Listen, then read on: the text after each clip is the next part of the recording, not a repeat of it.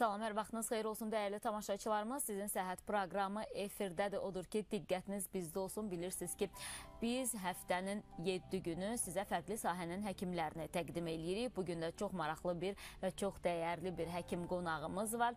Qonağımız kimdir? İstəyirəm onu sizə təqdim edeyim. Beləliklə, Azərbaycan İmplantoloqlar Cəmiyyətinin sədri tibb elmləri üzrə fəlsəfə doktoru, İmplantin klinikanın baş həkimi Cabbar Həsənov bizimlə bərabərdir. Həkim, xoş gəlmişsiniz, xoş gördük sizi.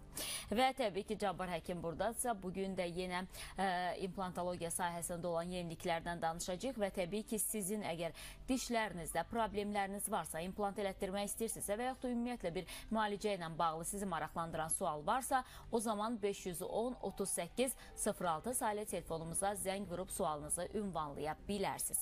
Həkim, elə implantdan danışdıqsa, gəlin bilməyən tamaşaçılarımıza bir qədər izah edək. Görək, ümumiyyətlə diş implantı nədir? Sağ olun bu suallarınıza görə və tamaşaçılarımızı salamlayıram.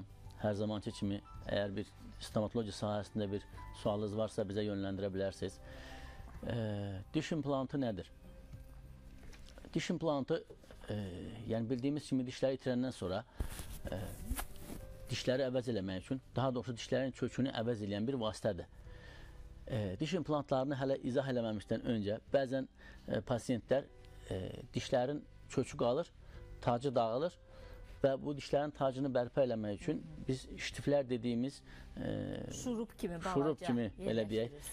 Belə bir detallar var. Onu bəzən bağlayıb dişin tacını bərpa eləyirlər. Bəzən pasiyentlər səhv salır, deyir ki, mənim dişimdə də implant var. Amma bu təbii ki, implant deyil. Implant həm xarakterinə görə, həm də materialına görə fərqli bir şeydir. Yəni, bu bildiyimiz dişi bərpa eləmək üçün dişin daxilinə, kökün daxilinə bağlanan şuruplar hətta steril belə olmur və onlar canlı orqanizm daxilində qala bilməz. Mütləq ki, bir reaksiya verəcək. O yüzden bunlar tamamilə fərqli materiallardır, fərqli xarakterə uyğun bir vasitədir, bir yoldur dişləri bərpa eləmək üçün. Amma implantlar dişin kökünü əvəz eləyən və müxtəlif formalarda olur. Təbii steril şəkildə çənə sümüyünə yeridilir, tam olaraq dişin kökünü əvəz eləyir. Və bu dişin kökünü əvəz eləyir, bu orqanizmdə heç bir reaksiya doğurmur. Digər o ştifdə dediyim kimi, onun əksinə olaraq heç bir reaksiya doğurmur və uzun illər tam sakit bir vəziyyətdə çənə sümüyünün içərisində qalır. Təbii ki, bunun sakit vəziyyətdə qalmasının, heç bir reaksiya doğurmamasının səbəbi bunun hazırlanma texnologiyasıdır.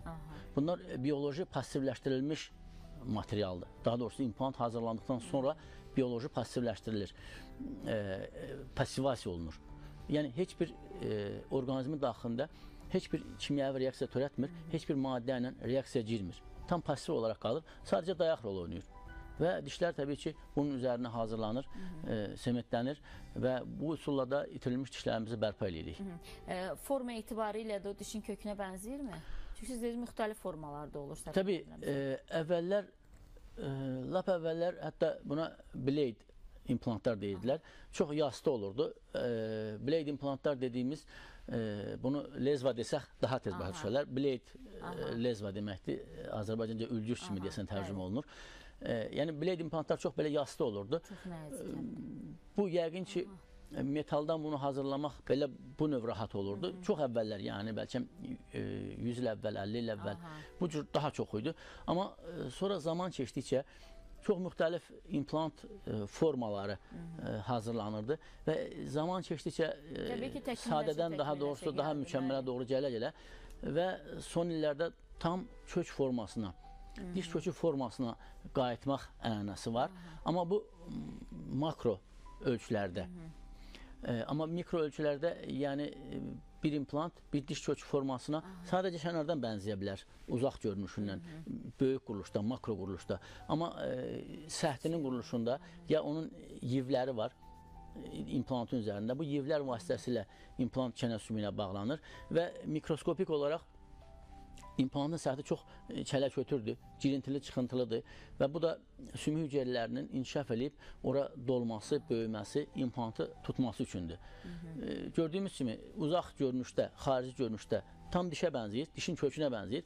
Amma əgər biraz daha böyüdülmüş baxsaq, daha diqqətlə baxsaq, bu təbii ki, fərqli bir şeydir. Tamaşaçımız var telefon xəttində. İlk tamaşaçımız sualını eşidək. Alo, hər vaxtınız xeyir olsun. Alo, salam. Salam, xoş gördük. Buyurun. Həkiminizi də salamlayıram. Sağ olun. Xanım, mənim sualım həkimmədir. Həkim, mənim damaqlarımda problem var, diş ətlərimdə. Artıq 3 ildə özünü göstərib. Hər 6 aydan bir müalicə elətdirirəm, amma müalicədən 1 ay, 2 aydan sonra yenə həminki şey olur. Durduğum yerdə qanıyır, meyvə yeyəndə qanıyır, yuyanda qanıyır və diş ətlərim şişir. Dişimin dibində o ətlər şişir. Çox əziyyət verir mənə. Xanım, müalicəni qısa deyə bilərsiniz nə edirsiniz və ya həkim nə edir? Deyəsən vitaminlər vurur, aloe tərkibli belə iynələrdir, onlardan vurur. Elə 10 gün müalicə eləyirəm, hər gün 4 iynə vurulur 4 tərəfdən. Yəni bu qədər. Bir də maz var, onunla yaxıram ki, maz damaqlara və salam bu qədər. Hər 6 aydan bir 3 ildir müalicə elətdirirəm, amma heç bir effektini görmürəm. Aydındır xanım, çox sağ olun suala görə. Mən sualı sizə təsadüfən vermədim. Elə cavab da bunu gözləyirdim. Bunu gözlədiyim üçün istədim bunu sizin tərəfinizdən bir səsləndirilsin ki, nə edirsiniz və effektini görmürsünüz. Vallahi səmimi cavab versəm, heç görməyəcəksiniz də. Yəni, bu müalicə usulları ilə bir effekt də olmayacaq. Olma şansınız da çox azdır. Yalnız müasir metodlar var. Bilirsiniz, biraz daha əvvəlki metodlardır bu usullar. Bu orqanizm özünü qoruma, özünü bərpa etmək qabiliyyətinə malikdir. Yəni, bunu hər birimiz bilirik. Əlimiz bir balaca kəsilirsə, məncə heç həkimə də getmirik, dərman da vurmuruq, bir iynə də eləmirik, heç bəlkə bağlamırıq da. Bərpa olunur amma. Sağalır. Bəllidir ki, hər kəs də bilir ki, bizim orqanizmin sağalma qabiliyyəti var, özünü bərpa eləmə qabiliyyəti var. Eyni də proses burada da var. Yəni, dişin də ətrafında var. Dişin ətində bir qızartılıq, şişkinlik, bir iltihab varsa, buna bir səbəb var. Ən mühüm olan bu səbəbi aradan qaldırmaqdır.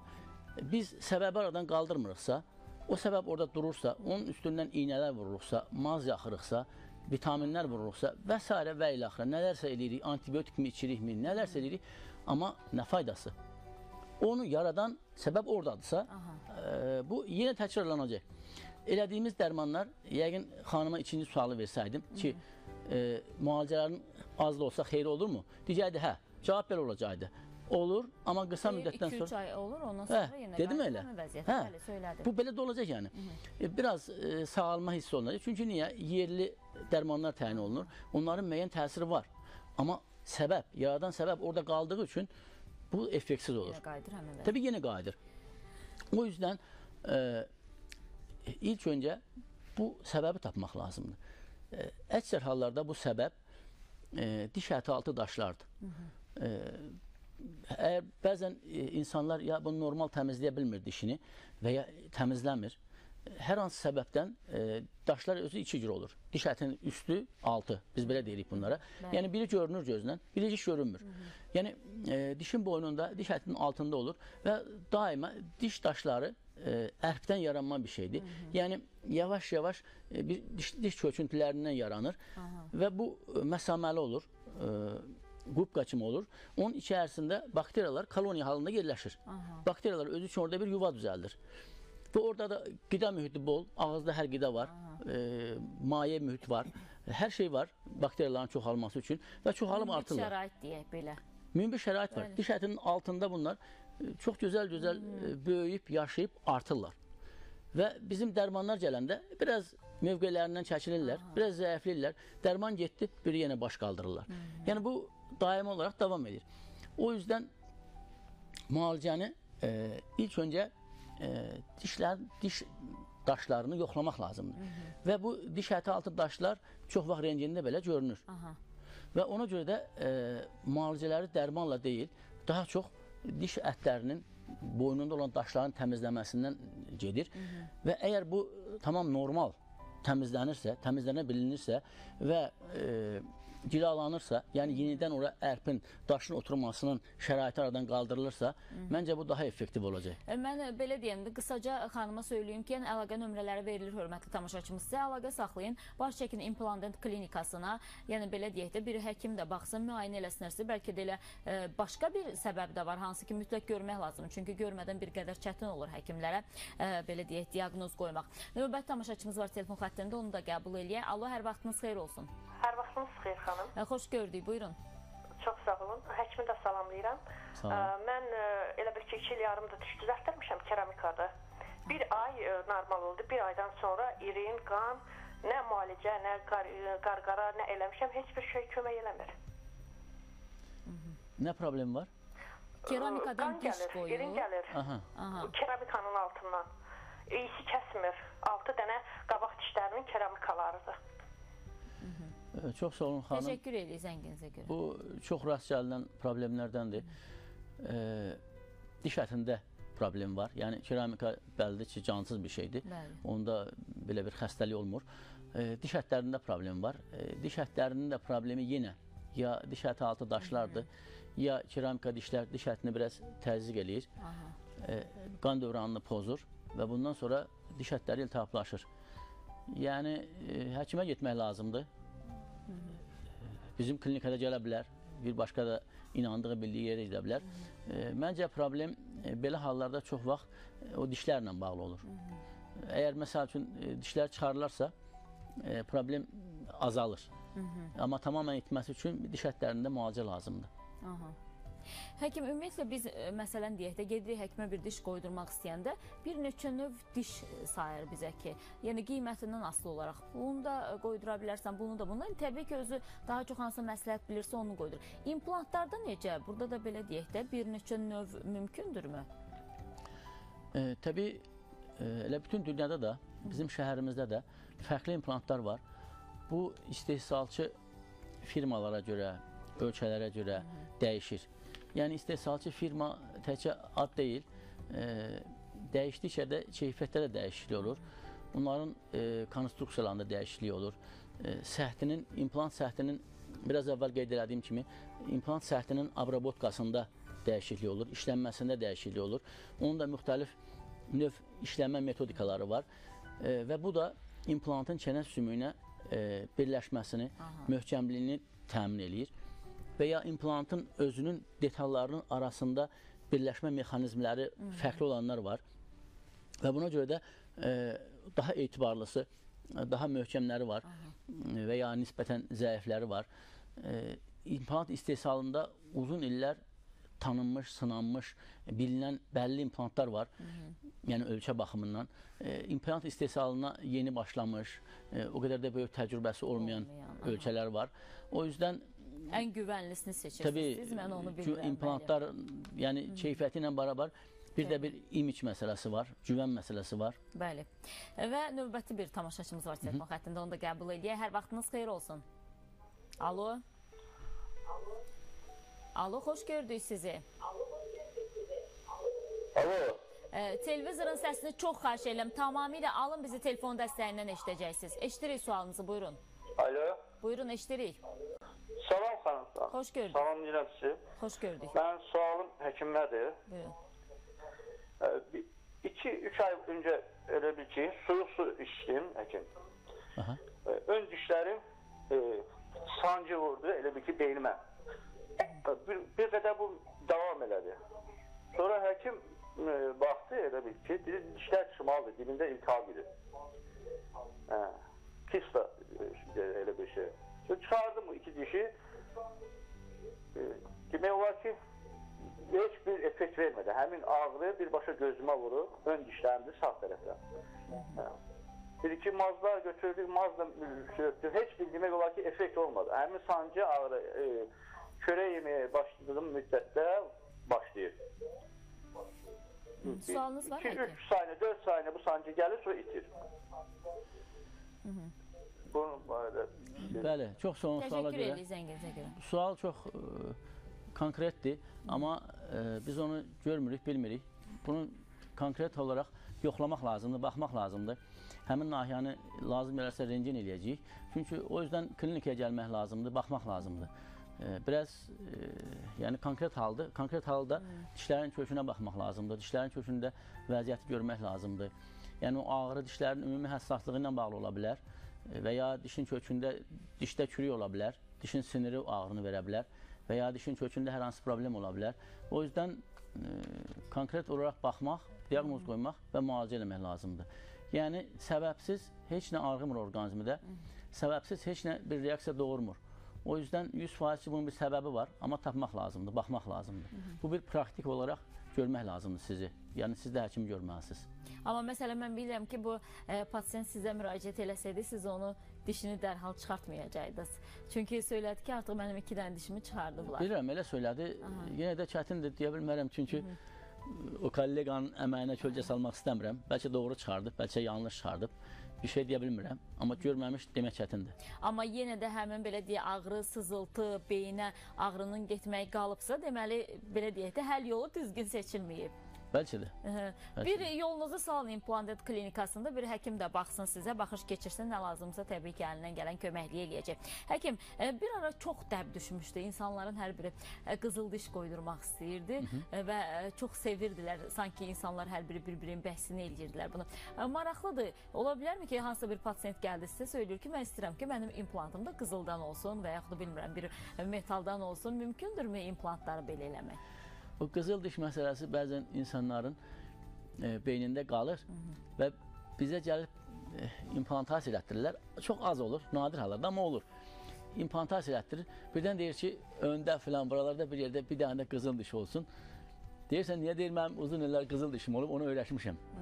Bəziləri deyir ki, dişlər hamısı ağ olanda, məsələn, düşünürsünüz, deyir, mənim yaşım 50-dirmi, 60-dırmı? Deyir, dişlərim hamısı ağ olsa, deyəcəklər ki, dişlər sünidir. Qoy ortada bir qızıl olsun, desin də təbiidir. Amma mən hər zaman izah edirəm ki, diş ağ olar, siz də ağ diş düzəltdirin. Bu belə də olmalıdır, yəni. Qızıl diş bir era idi, bir etap idi, yəni gəldi, getdi. Yəni, tutaq ki, lap belə möhkəm istəyənlər, israrla istəyənlərə qoya bilirsinizmi, yoxsa ümumiyyətlə alınmaz bu implantlardan? Amma qızıldan implant yoxdur. Mən sizə deyim ki, sadəcə yoxdur deyil. Uzun illər implant materialları qızıl, platin, kobalt, xrom, molibden, alüminium və ya onların xəltələri bir uzun bir sıra, hətta kauçuk, sonra bir sıra zamanında daha biraz qədimə geçsək heyvan dişləri, bir çox implant materialları sınanıb. Ən sonunda titanın üzərində dayanılıb. Yəni, titan bugün orqanizmə ən yaxın, orqanizm tərəfindən ən yaxşı qəbul olunan, sərtliyi, çeynəmə təzyiqinə davam gətirə bilən bir metaldır. Bugünə qədər yalnız zirkonium titandan sonra bugünkü implantların bəlkə də 95%, bəlkə 97% titandır. Amma zaman-zaman yavaş-yavaş artıq implant aləminə zirkonium girməkdədir. Bu da xalis formada özünü çox doğrultmur. Artıq indi bəzi implantları çox az halda 30% zirkonium, 60%, 70% titan kimi belə bir qarşılıqdan düzəldir. Amma yenə günümüzdə titanium liderdir, şərtsiz liderdir. Tamaşaçımız var, Naxçıvandan zəng vurub, eşidək sualını. Alo, hər vaxtınız xeyir olsun. Alo. Alo. Bəli, eşidirik xanım, buyurun. Salam. Xoş gördük. Salam. Salam. Salam. Televizorun səsini alın, çox xahiş edirəm xanım. Biz dəstəmişik, əlqət verir sizə. Buyurun, xoşdur. Belə mənim oğlumun həkimə sualım var. Aha, buyurun. Mənim oğlumun çənə sümüyündə tez-tez irinlənmə əmələ gəlir. Onu nə eləmək olar ona? Sualınız var, həkim? Yox. Təşəkkür edirik zənginizə görə, çox sağ olun. Xanım, mən sizə deyim ki, o çənə sümüyünü təbii ki, rentgen olunub baxsa, orada hər şey görünəcək. Və biz də Naxçıvana tez-tez gəlirik. Naxçıvanda çox gözəl stomatoloji poliklinika açılıb və ya orada özəl sektorda çox gözəl klinikalar var. Yəni, mən çox yaxşı tanıyıram Naxçıvan klinikalarını, o təzə açılan müasir poliklinikanında. Və məncə getsəz, onlar orada mütləqdir ki, o işi tapacaqlar, nədəndir və müalicəsini də eləyəcəklər. Əgər birdən də yolunuz Bakıya düşsə, biz də sizə qulluq eləməyə hazırıq, yəni problemsiz. Amma məncə aparın Naxçıvan şəhərində olan, istər özəl klinikalara, istər sizə söylədim, o yeni açılmış çox müasir poliklinika var ora və tapacaqlar. Mən buna əminəm. Həkim, implantlar deyirik, bəs dental implant nədir və onun qarantiyası haqqında istəyirəm danışaq. Ümumiyyətlə bir zəmanət varmı bunun, belə deyək də, uzun illi olmağına? Biz hər dəfə implant deyirik. yəni stomatologiyadan danışırıq deyə elə bunu implant kimi düşünürük. Daha dental sözünü oraya qoymuruq. Yəni bildiyimiz bütün diş implantları, ağızda işlənən implantlar və dental implant eyni şeydir. Sadəcə termin dəyişir burada. Niyə dental implant bəzən işlədirik? İmplant dediyimiz başqa orqanlarda da var.